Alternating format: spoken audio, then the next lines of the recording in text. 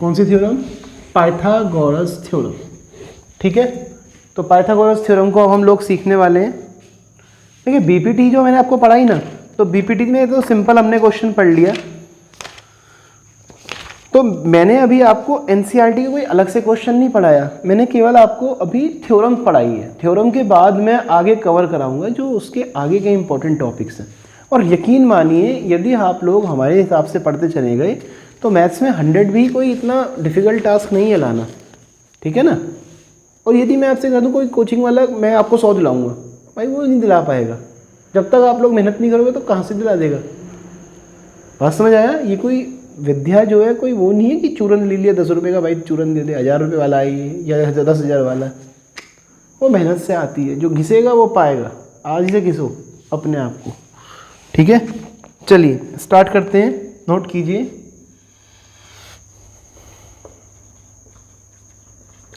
Pythagoras theorem,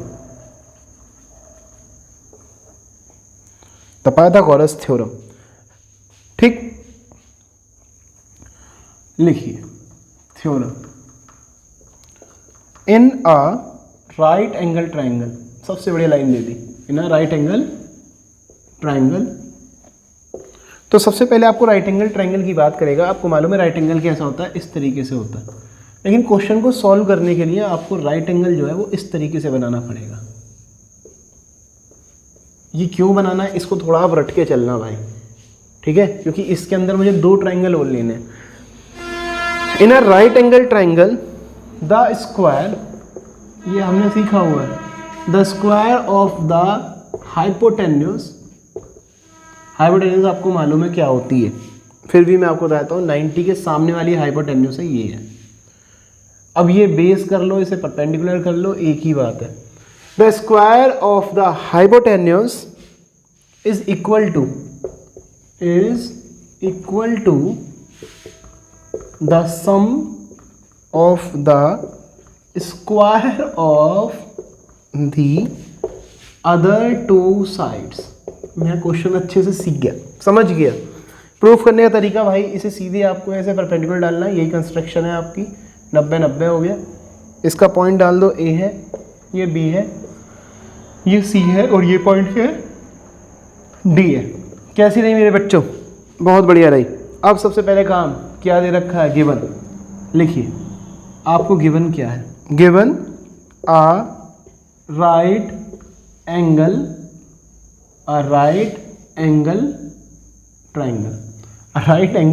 triangle, ठीक है। क्या नाम है इसका, ABC, इन विच, जिसके अंदर एंगल बी जो है वो है 90 डिग्री। कितना है एंगल बी? एंगल बी है 90 डिग्री। आपको दे रखी है हाइपोटेन्यूज, तो h square is equal to होगा p square plus b square. क्या होगा h square is equal to p square plus b square. उसके बाद बारी आई कंस्ट्रक्शन की। जब आप लोग कंस्ट्रक्शन को सॉल्व करेंगे यानी कि बनाएंगे, तो कैसे बनाएंगे मैंने बताया ना, जॉइन b टू d। आप लिखेंगे जॉइन किया b को d से, तो join b to d, b को d से हम लोगों ने जॉइन कर दिया। और जब वो ज्वाइन कर दिया तो BD जो है वो परपेंडिकुलर है, किसके ऊपर है, AC पर। तो BD is perpendicular to AC, यानी कंस्ट्रक्शन से हम लोगों को ये बात जो है अच्छे से समझ आ गई। यहाँ तक किसी को कोई डाउट?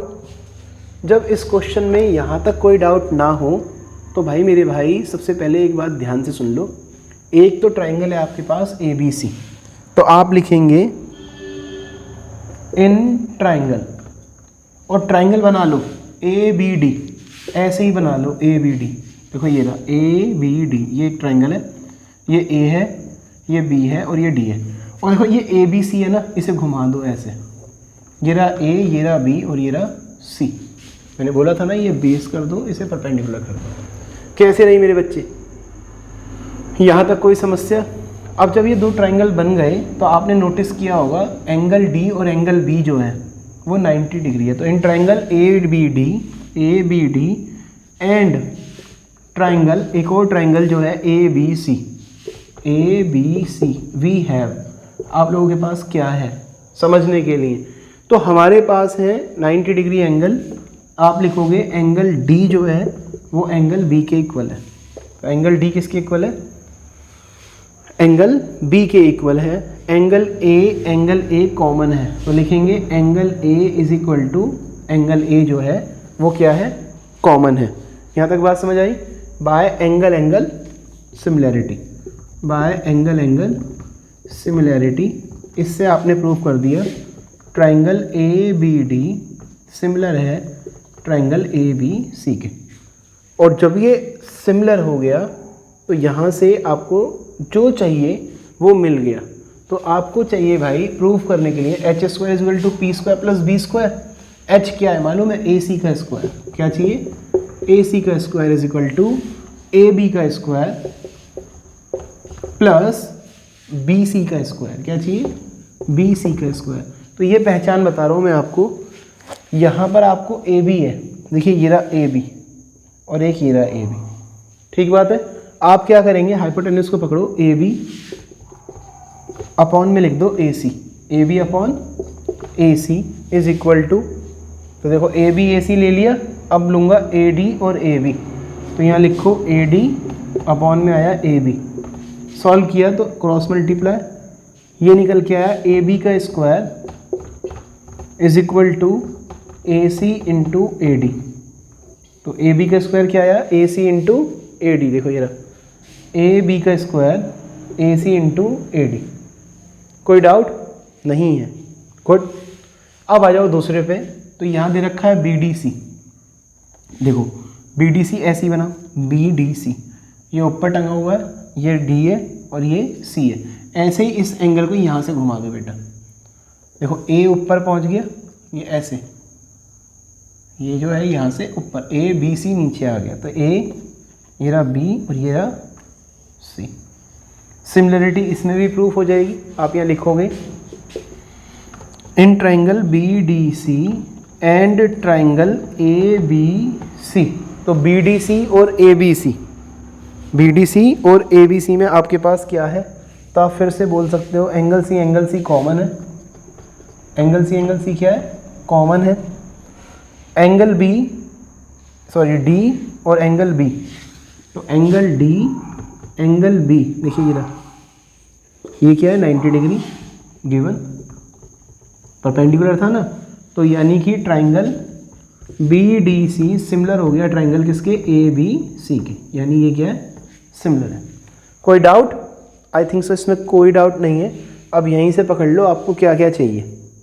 एक तो हाइपोटेन्यूज ही ले लो, बी सी अपॉन में ए सी, यहाँ लिख देता हूँ बी सी अपॉन में आया A C, B C upon, देखो ये रहा बी सी अपॉन ए सी, और देखो एक बी सी यहाँ पर है और ये यहाँ पे है डी सी, यहाँ लिखो डी सी अपॉन में ले लिया बी सी, तो ये आया बी सी का स्क्वायर।